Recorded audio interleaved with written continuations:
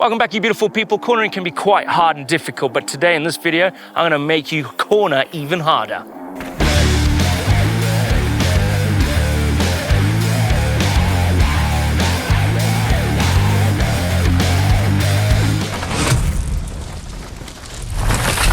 Corners come in infinite shapes, sizes, and different kinds of variants. You've got bank turns, you've got berms, you've got rough, you've got off camber, flat, rooty, rutty, I can go on. It's infinite. That's why we've done so many tutorials on how to hit certain types of corners. Now, if you want to learn how to do a certain corner, there's a link in the description down below for certain ones. But even pros still make those little mistakes, little ones, that kind of kill their speed. I'm going to kick it off with a flat turn and establish the core rules about cornering. And then from here, we're going to take it to some varied corners to establish how you would ride those. In some turns, you don't really have to do much.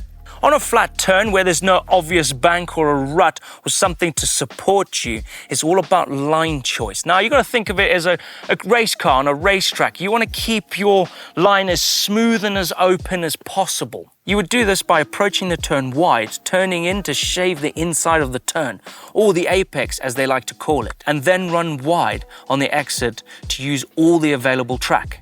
This makes the most of the flat corner and opens it up, which should make you faster and easier. Tighter turns are usually harder and slower to do. But this technique will change when you start adding in berms and consecutive turns. Now, I've heard this a lot before, and it's drop your outside foot in every single turn. I say no, it doesn't work in all turns. On a flat turn, yes, it'll work, because when you drop your outside foot, you're basically lowering your center of gravity by crank's length, giving you maximum grip to those tires on a flat turn, which is what you need, because a flat turn, there's no support. So you're constantly fighting to find that grip. Line dialed, let's move on to braking and sort that out. Now, it can be a bit of a nightmare and a headache for most. I still struggle on where to start braking and stop braking.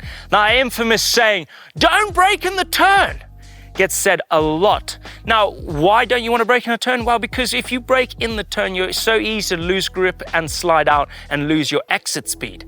Now, for most turns, not braking in a turn can work really well, but when the gradient is a slight gradient and there's a little bit of a supportive turn. So for most turns, it's all about bringing in that race braking.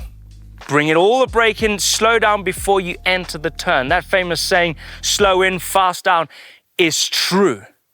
Now, where do you start braking? Well, this all depends on how fast you're coming into the turn, and it all depends on the trail conditions. Is it wet? Is it dry? There's so much to talk about and so many variables that I need to touch base on, which the video will be too long for me to touch on that. So I'm going to leave that up to you. Now, the main thing is, where do you start this positive deceleration?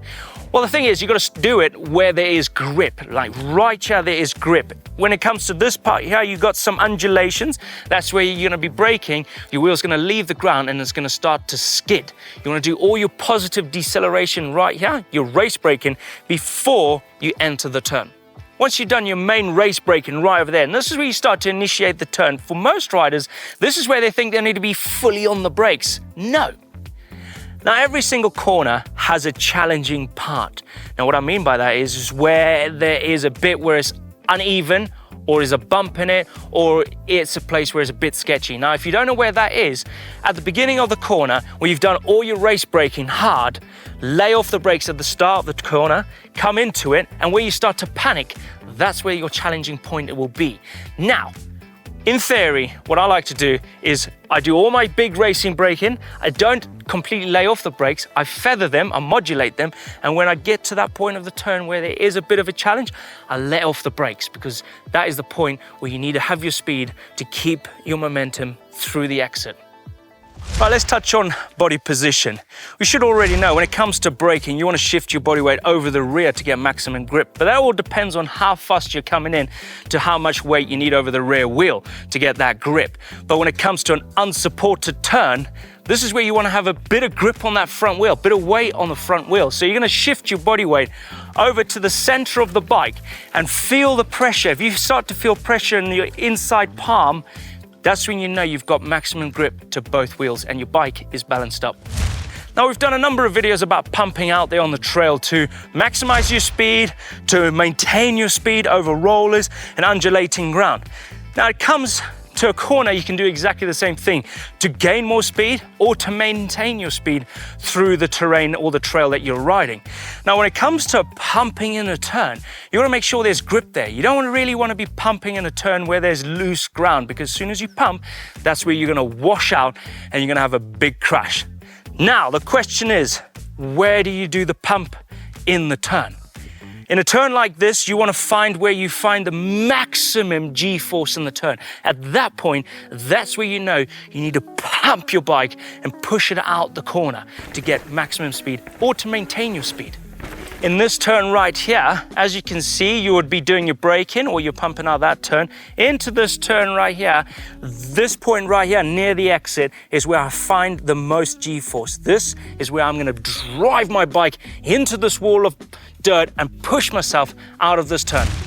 What I mean by looking ahead is when you're coming into the turn, you're looking for pockets of grip where you're going to do that racing braking to decelerate before you get into that turn. So you're looking for these pockets of grip throughout the trail before you get into the turn. And then you're scanning the turn to find the grip, because there's loads of bits that you need to consider when you're hitting a turn, because not all turns are the same. This one behind me, you can see it's really nice and smooth. There's not much you can look at for that apart from if it's going to be slippery when wet. When it gets to a rougher turn, that's where you need to look for these pockets of grip, all the challenging bits and where you need to brake or not brake. But what I mean by looking ahead, this all determines on how fast you're riding the trail, depending on how far you need to look ahead. The faster you go, the more you need to scan far ahead to see what's coming up, because you're going to be approaching these obstacles quicker than normal.